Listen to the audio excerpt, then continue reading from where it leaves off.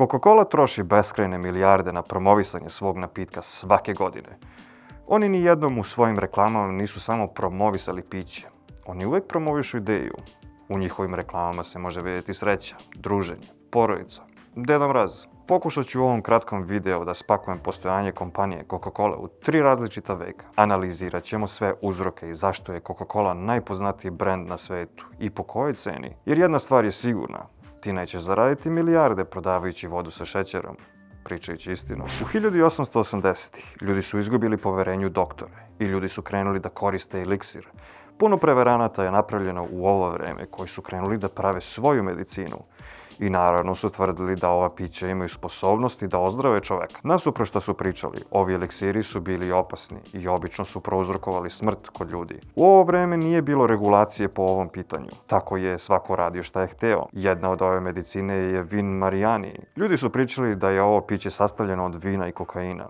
I također je dolazilo slogan: pi 3 puta dnevno i bit ćeš zdrav. Osoba koja je obožavala ovo piće je John Pember, ratni veteran koji je bio ranjen na vojnom polju. Doktori su mislili da neće preživjeti i dali su mu veliku količinu morfijuma da bi mu bilo lakše. On je svoju skoro fatalnu traumu preživeo, ali kao posljedicu je imao da je bio zavistan od morfijuma. I zato je voleo piće Vin Mariani. On je primetio da mu ovo pomaže oko svoje zavisnosti, oko morfijuma. Posle čašicu ili dve osjećao se bolje, ne zato što je piće imalo lekovito dejstvo, nego zato što je sastavljeno od vina i kokaina.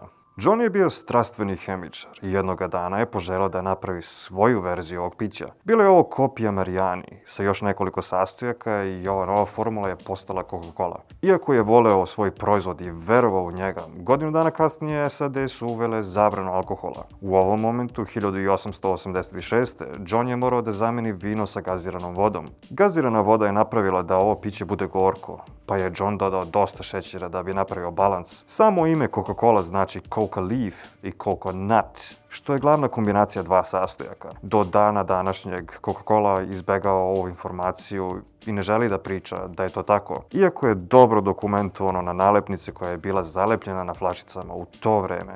Cola se reklamirala kao tonik za medicinu, to jest opis je bio da je to tonik za mozak i stomak. Smiruje glavobolju i umiruje stomak. U ovo vreme Cola nije imala mnogo uspeha zbog konkurencije i 1888. John Pember je preminuo. Pre nego što je preminuo, on je prodao svoju kompaniju Asa Candler za $2200. Candler je tvrdoglavo želeo da ima sve akcije Coca-Cola i redom ih je kupovao od ljudi i na berzi. I do 1890. on je sve kupio za većinski deo kompanije. Piće nije bilo popularno, pa je Candler krenuo u masovnu marketing kampanju. Lepio je postere po gradu, stavljao reklame, billboarde, stavljali su svuda svoj brand gde su mogli. Ali ovo nije bilo dovoljno za Candlera, on je krenuo u predatorno ponašanje, zatražio od svih apoteka liste svojih pacijenata, uz da nazovemo to mali poklon zaposlenima. I svima na listi je poslao kupone za Coca-Colu. I posle ovog poteza su shvatili da predstavljanje Coca-Cole kao lek je bila pogrešna strategija. Zadržali su predatorno ponašanje za marketing, ali su hteli da predstave Coca-Colu kao piće za osveženje i opuštanje. I onda je to bio bingo. Candler je jedva stizao da proizvodi sirup, koliko je prodavao piće. Najveći deo svoje zarade je investirao u marketing. Onda je proširio marketing na modele poznate ličnosti i sportiste. Uvek uz osmeh, uvek uz porodicu. Uvek se Coca-Cola prodaje kao stil života, nikada samo kao piće. Coca-Cola je bila pionir u inovaciji u marketingu. Frazu sex sells, na srpskom seks prodaje, je Coca-Cola izmislila. Ovo je samo Coca-Cola radila u to vreme. Možda je sada to normalno, ali tada je to bilo neviđeno blago. Kako se tehnologija razvijela, tako je kompanija sve više i više bila spremna da troši novac na to, kako bi ljudi svud u svetu znali za Coca-Colu. Ali kola u to vreme je bila prodavana na točenje, ne u flašama. Dva advokata koje su radili u firmi, Benjamin i Joseph, su prišli vlasniku Candleru i pitali ga da li bi bio spreman da potpiše ugovor da im prodaje sirup, ali da oni imaju prava da flaširaju piće. U to vreme flaširanje je bilo jako skupo i komplikovano, ali videvši da nema nikakvog rizika u vezi ove operacije, on je pristao. On je prodao prava na flaširanje za $1.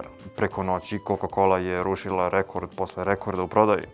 Bio je to neviđeni uspeh kompanije, sa jednim ogromnim problemom za vlasnika firme. On je prava za flaširanje prodao za $1 i nije definisao koliko dugo ugovor traje i da li može da podigne cenu za sirup koju daje za flaširanje u slučaju da cena sastojaka poskupi. Kompanija Coca-Cola je provela nekoliko decenija pokušavajući da vrati svoja prava za flaširanje i milioni dolara su plaćeni za to. Ali najveći uspeh Coca-Cola je bio u najtežem vremenu za čovečanstvo, za vreme Drugog svjetskog rata.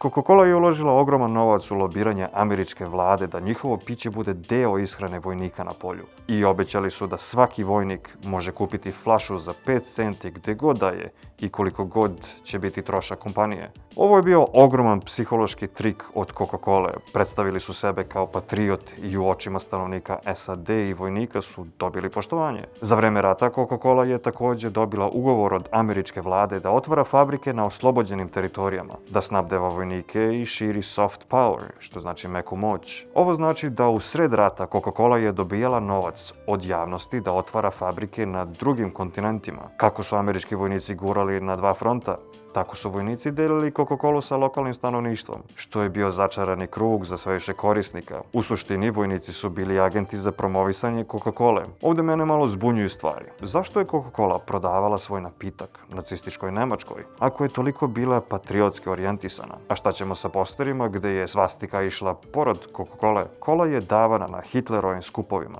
Ima jedan razlog.